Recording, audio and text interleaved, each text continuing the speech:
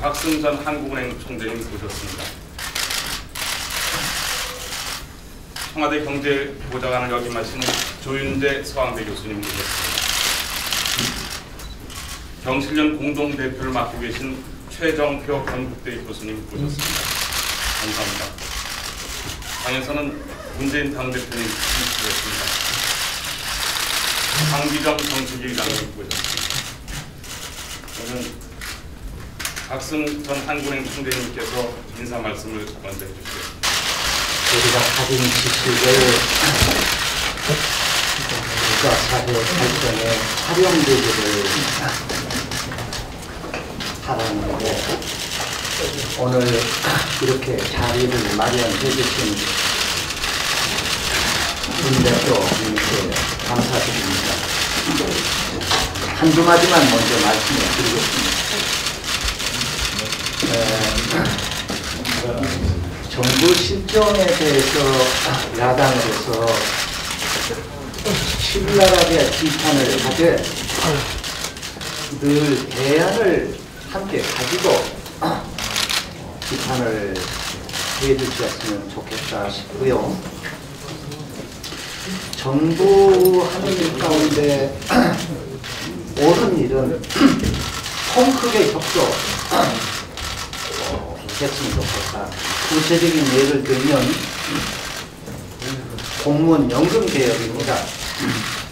이 공무원 연금은 지금 우리 국민과 우리 후손들이 공무원들 연금 일부를 부담하게 되어 있다는 게 문제가 있습니다.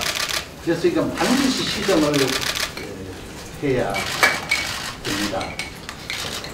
이를 시정하는 일은 인기가 없는 일인데 이걸 현 정부가 떠맡고 개혁을 하겠다는 것은 저는 박근혜 대통령의 용단이라고 생각합니다. 그런데 야당에서 이 개혁에 소극적인 것 같은 인상을 국민에게 주는 것은 이런 바람비 것이 않다. 적극적인 자세로 이 문제 해결해 주시기를 바라고, 나아가서 교원연금과 군인연금도 개혁을 추진해 줬으면 좋겠다 하는 것을 말씀드립니다. 그리고 한 가지만 더 말씀을 드리면, 요즘 무상보육과 무상급식에 대해서 말이 많은데, 보육이나 급식과 같이 동일 장소에서 공동으로 수혜를 받는 그런 복지는 사회보장 정신에 입각해서도 무상으로 하는 것이 옳다. 그러나 고소득층은 보육비와 급식비는 고소득층이 부담하되 그것은 세금으로 내야 한다. 이것이 기본 이치에 맞는다. 이런 점에서 증세 복지의 필요성이 있다 하는 것을 말씀을 드립니다. 그러나 개별적인 복지, 예를 들어서 노인이나 빈곤층에 대한 생계 지원과 같은 것은 이것은 선별복지로 하는 것이 옳고, 우리는 이 소외된 사람을 더 지원한다는 의미에서 이러한 선별복지를 더 많이 늘려가는 것이 남기보다 이렇게 생각합니다. 이상입니다. 네, 말씀 감사합니다. 이어서 문재인 당대표의 인사 말씀 있겠습니다.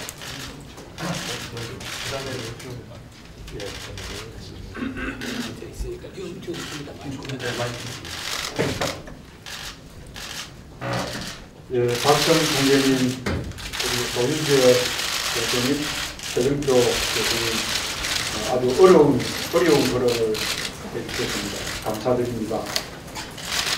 지금 우리 경제가 아주 무척 어렵습니다. 국민들은 먹고 살기가 어렵다고 하고 있습니다.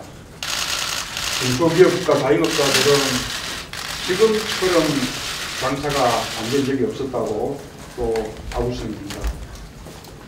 일반 국민들과 기업하는 사람들의 체감 정도라든지 또 뭐 경기 지표들을 보면 IMF 때만큼 또는 어쩌면 그때보다 경제가 더 어려운 그런 상황이 아닌가 싶습니다.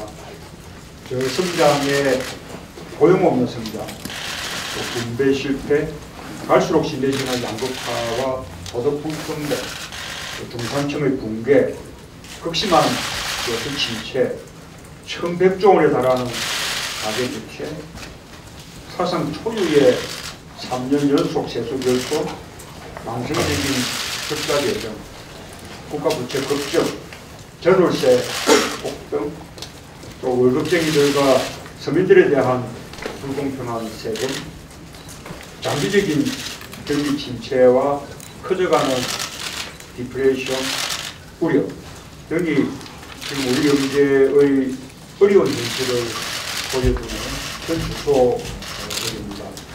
더 큰 문제는 우리 경제가 언제 좋아질 수 있을지 그 전망이 보이지 않는다는 점입니다. 그리고 또 박근혜 정부가 가야 할 길을 모르고 있다는 점입니다. 최경환 경제팀도 뭔가 다른 모색이 필요하다라는 것을 막연하게 느끼고 있는 것 같습니다. 그래서 소득주도 증가를 말하고 또 임금 인상을 말하기도 하는데 말뿐이고 실천이 없습니다. 아마 구체적인 실천 방안을 모르거나 또는 새로운 길에 대한 두려움 때문에 가지 못하고 있는 것이 아닌가 합니다. 그러니 실패한 기존의 경제 정책을 답습하면서 금리 인하라든지 또 정부가 주도해서 돈을 푸는 그런 단기 부양 체계만 기대를 걸고 있는 형국입니다. 며칠 전에 대통령과 회동 때 저는 우리 경제가 총체적인 위기 상황에 놓여 있다고 지적하고 경제정책 기조를 바꿔야 한다고 말씀을 드렸습니다. 그날 대통령과 여야 대표는 우리 경제가 매우 어려운 상황이다 라는 점에 대해서는 인식들을 같이 했고 다만 생각하는 대법들이 달라서 뿐이었습니다. 그런데 다음 날 청와대가 우리 경제가 좋아지고 있다 이런 반박 보도 자료를 한 문큼 이렇게 배포한 것을 보고 저는 놀랐습니다. 그런 우리 정부의 강한 인식이 우리 경제 전망을 더 암담하게 하고 있다고 생각합니다. 오늘 우리 경제의 위기 상황에 관한 진단과 함께 그 해법을 이렇게 함께 모색하고자 우리 경제 석학 분들을 모셨습니다. 오늘 좋은 고객들 그렇게 말씀해 주시면 아마 정부의 경제 정책을 바로 이끄는 데도 도움이 되고 또 우리 새정치민주연합이 유능한 경제 정당의 길로 나아가게 하는 데도 큰 도움이 되지 않을까 그렇게 생각합니다. 아주 허심탄회한 그런 고객들 소통을 드립니다. 감사합니다. 이어서 조현재 교수님 인사 말씀을 해주시겠습니다. 오늘 야당에서 우리 국민들을 위해서 좋은 경제 정책을 모색하기 위해 이 자리를 마련하고 초대해 주셔서 고맙습니다. 지금 우리 경제는 여러 가지 어려움을 안고 있습니다.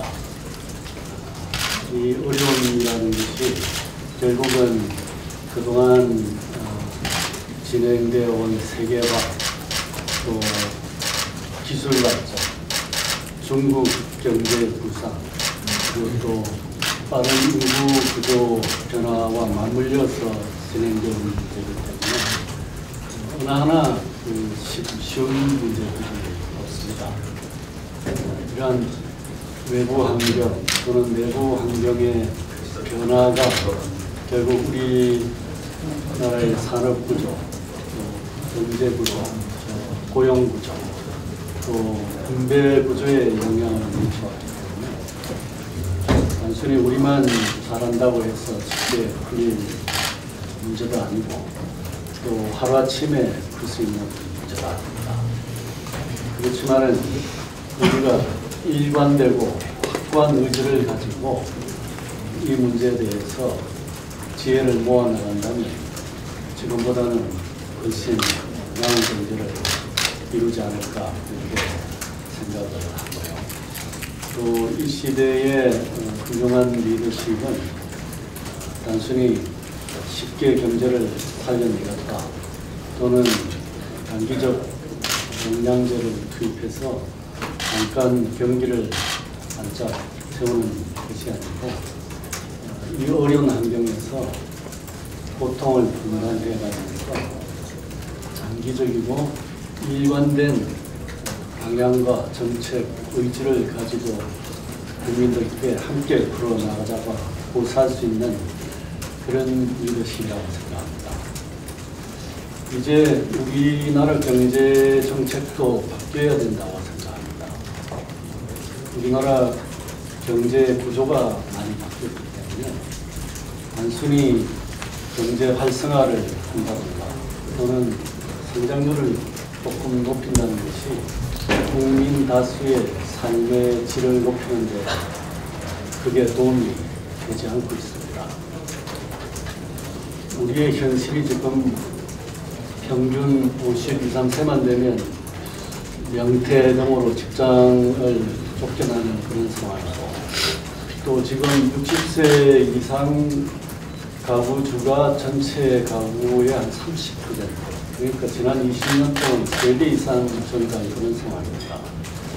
그렇기 때문에 성장률을 일시적으로 조금 높이거나 경제 활성화를 한다고 해서 이분들이 다시 직장으로 쉽게 돌아갈 수 있는 것도 아니고 결국 국민들이 느끼는 삶의 질에 있어서는 크게 도움이 되지 않을 수도 있는 그런 구조로 가고 있습니다. 청년 실업도 마찬가지입니다. 우리가 지금 필요로 하는 것은 단순히 일자리를 창조하는 것이 아니고 좋은 일자리를 만들어내는 거라고 생각합니다. 따라서 지금 우리 경제의 고용구조, 산업구조, 노동시장 환경 이런 것을 변화시켜서 분배구조를 개선시켜 나가지 않으면 우리 경제가 지속적인 어려움을 가지게 될 거라고 생각하고요.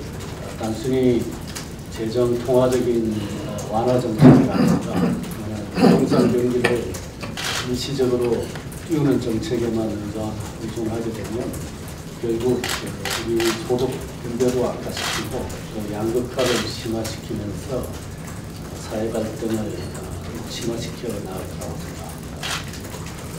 지금 여당, 야당 할 것 없이 국민들을 위해서 어떻게 하면 좋은 정책을 내는가가 중요하다고 생각하고요. 또 그러기 위해서는 단기적인 정책에 양아 매몰되지 말고 장기적이고 구조적인 정책에 대해서 서로 좋은 정책들을 개발해서 여야가 국민들을 위해서 정책과 제도 개혁에 경쟁을 해줬으면 좋겠다는 생각이 듭니다. 마지막으로 최정표 교수님. 예, 안녕하세요. 반갑습니다. 오늘 이런 자리에 오게 돼서 우선은 부담이 많이 갑니다. 책임감이 있고요. 또 그래서 우리 경제는 뭐 언제나 어렵다고 합니다. 경제 좋다고 얘기하는 시대는 별로 없고요.